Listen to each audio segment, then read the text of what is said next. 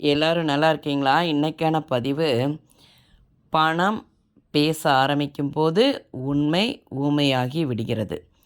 இது ரஷ்ய நாட்டோடைய பொன்மொழிகள் பார்த்துக்கோங்க. நம்ம நாட்டோட பொன்மொழிகள் இருக்கு இல்லையா? எனக்கு தெரிஞ்சது 2 தாங்க, நான் அத சொல்லிடுறேங்க. பணம் பத்தும் செய்யும். இன்னொரு பொன்மொழி இருக்கு இல்லையா? பணம் இருந்தால் பகைவனோட பல்லும் மின்னுமாம். ஏன்னா பணத்தை வச்சு எந்த ஒரு உண்மையும் அழிக்கவே முடியாதுங்க.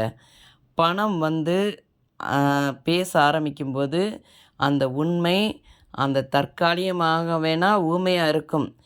ஆனால் அதுக்கு அழிவுங்கிறதே கிடையாது.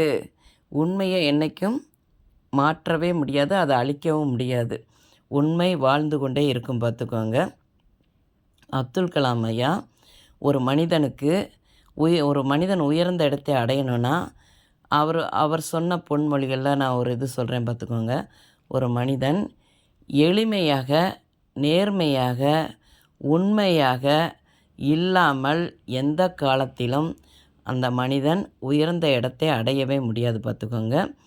அதை உண்மைக்கு அழிவு கிடையாது. உண்மை என்றைக்குமே நிலச்சிருக்கும்.